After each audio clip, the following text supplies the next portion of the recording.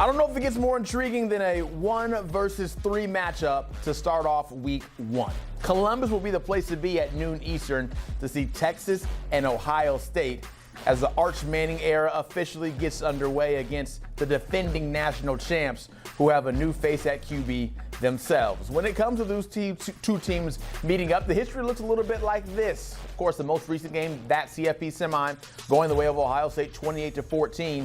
Overall, not too many times have we seen these two face off, and you take it back to the only prior meeting that was in Columbus. That was the 2005 game that Texas won by 3 on the road. Let's further this conversation and bring in Chip Brown, who covers Texas for 24/7 Sports. Dave Biddle does the same over on the Ohio State side. And gentlemen, I'm pumped. I'm thrilled to see both of y'all here side by side to really talk this thing out and get us ready for the game. And I'm going to start off with this, Dave, and just ask you, what is your level of excitement for the level of magnitude of a game like this? Yeah, for me personally, I think just for everybody who follows college football and certainly everybody here in Columbus, the excitement is massive, and you couldn't write the script any better with it. Like you were just saying, they played a classic game just a few months ago in the CFP semifinals. They're the two betting favorites to win the national championship this year. It's pretty amazing. You couldn't write the script any better, and it comes 20 years after their last home and home, as you mentioned, the classic game at Ohio State in 2005 that Vince Young and the eventual national champions won. Then Ohio State won the next year in Austin. Ohio State's going to make the return trip to Austin next year. So, you know, the excitement could not be more through the roof for an opener. I don't think I've ever seen it quite like this. Maybe the Notre Dame game a few years ago, but this one, there's more excitement than this Ohio State-Texas game than there was for that Ohio State-Notre Dame opener.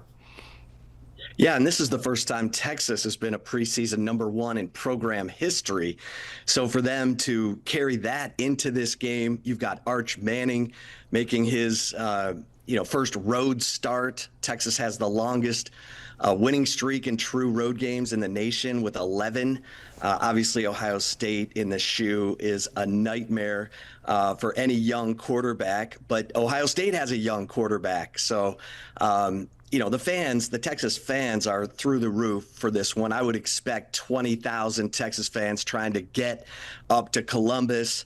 No matter how rough it got for them in 2005, you hear, the Ohio State president issued an apology after that game for just how, intense, I guess some of them were just tailgaters, but it was a raucous environment in 2005, and I would imagine it's probably only going to be heightened now that we have social media, for crying out loud. So yeah, this one should be bonkers. Yeah, maybe 20,000 fans trying to make their way to Columbus, where we looked up the ticket price you just did, Chip, and you were seeing maybe about $364 for the get-in-the-door price to try to find a way to get a butt into a seat. Talking a little bit of the ins and outs of this game, Chip, I spent some time on the Ohio State message boards, and everyone over there was clamoring for some info on Trevor Goosby. Thankfully, I can ask you this straight up of what is the injury status of Texas' star left tackle?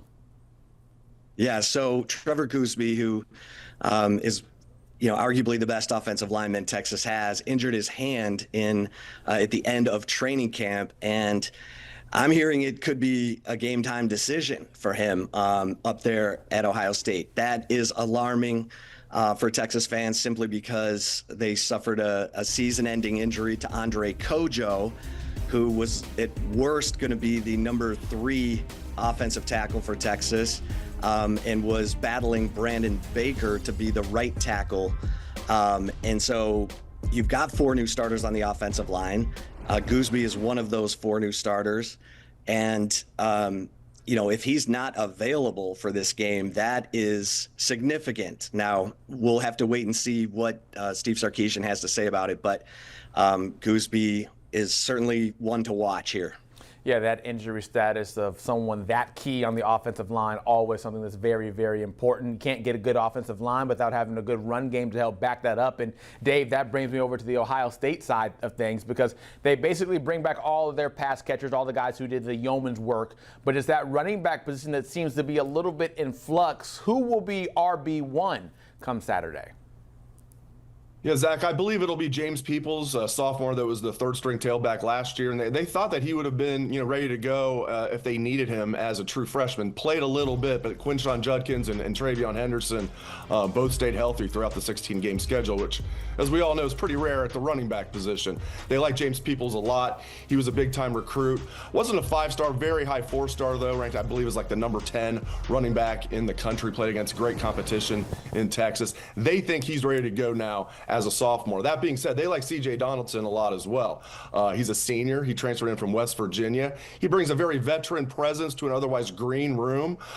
He rushed for just over 2,000 yards and 30 touchdowns during his career in Morgantown. And the other kid to keep an eye on is true freshman Bo Jackson, no relation. And we're trying to get him to wear the number 34, but he's wearing the number 25. As a true freshman, he's ready to roll. He came in, he looked good in spring. He's carried that over into camp. Much like James Peoples last year, he will begin the season as the third-string tailback. And you got to think one of the top two guys is going to get banged up. They're not going to go through an entire season again with the top two running backs staying healthy. So you got to think Bo Jackson's going to be needed. But I think it's going to be a little bit like last year, 1A and 1B like they did with Travion and Quinshon. There's going to be a drop-off. There's no doubt about it. I mean, that was the best running back tandem I've seen during my time covering Ohio State. And there's been some good running back tandems. But I think this will also be a good running back room this year. Yeah, our very own Cardell Jones likes to say you need a pair and a spare when it comes to talking about all your running backs out there, especially at the college level. Forget running backs. We can talk about the premier wide receiver, and that's Jeremiah Smith, who had a quiet game against Texas last year, just one reception for 3 yards, his worst game by far of his stellar freshman season. Chip, how can Texas's defense do that again? Well, they had Andrew Makuba over the top of Jeremiah Smith every time he got in the slot against Texas, and so Ohio State just went to Carnell Tate, who had a nice day against Texas's defense. I think Texas has the secondary to pull this off again, but it's, I'm sure there are going to be changes. I'm sure both teams have looked at that film and said, okay, we've got to come up with some different ways to get Jeremiah Smith the ball. So I would imagine we'll see some different things from Ohio State to get that playmaker involved. But I do think Texas's defense has a chance to be what Ohio State's defense was last year, with Colin Simmons coming off the edge, Anthony Hill at linebacker, and a bunch of veterans in the secondary. Yeah, and Ohio State, the way they're going to try and combat that, if Texas does something similar, is, again, they're going to go with, they're very confident in Carnell Tate, as Chip mentioned. Brandon Ennis is a big-time breakout candidate for Ohio State this year. He'll be taking over for Emeka Egbuka in the slot, and Emeka had a great career here.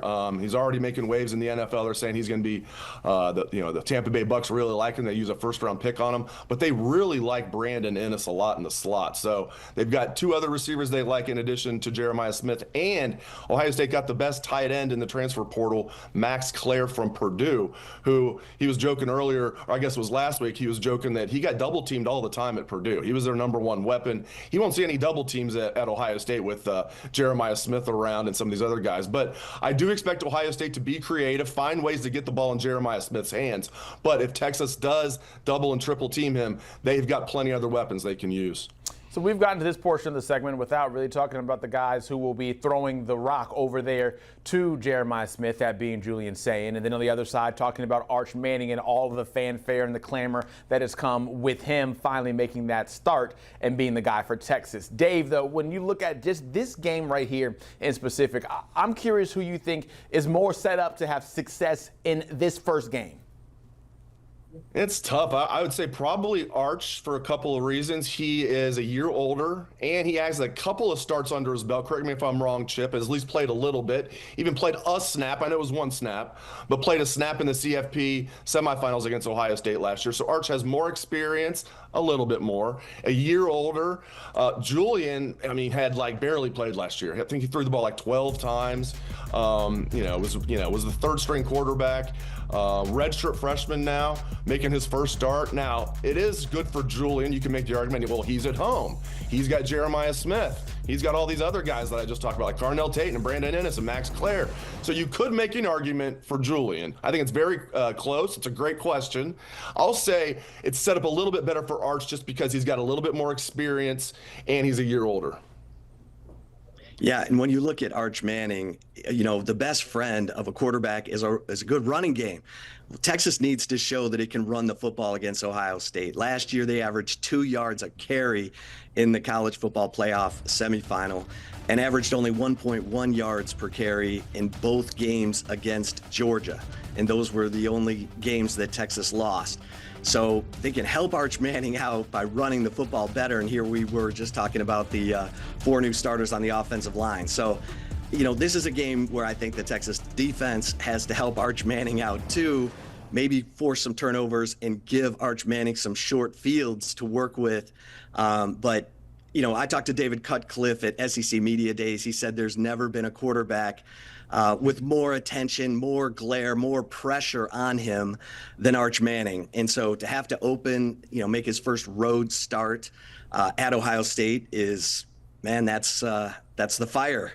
That's the fire right there. Yeah, the eyes and the attention will be on every portion of this game. We've covered so many parts of it all, and now, Chip, we have to ask you this, and we'll follow after that. Who wins on Saturday? I think this game could be ugly from an offensive standpoint just because of the young quarterbacks.